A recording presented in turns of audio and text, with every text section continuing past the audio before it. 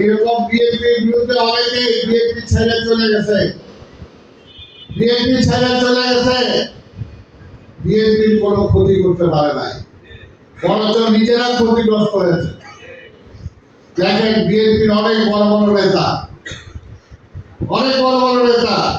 BNP ছেড়ে দল করার চেষ্টা করছে, এমপি মন্ত্রী হওয়ার চেষ্টা করছে, জীবনে ভাগ্য জুটে না।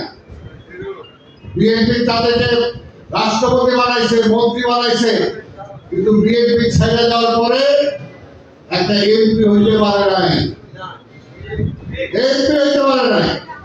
এই জন্যই বলবো বিএনপির সম্পর্ক জনগণের সাথে বিএনপি রাজনীতি করে জনগণের, এই দেশের মানুষের। বিএনপি কখনো অন্যায়ের কাছে আপোষ করে নাই। আমার নেত্রী বেগম খালেদা জিয়া, আল্লাহ তাকে নিয়ে গেছে, তাকে আল্লাহ বেহেশত নসিব করুক। সে কি কখনো আপোষ করছে? জিয়া রহমান কখনো আপোষ করছে? করে নাই।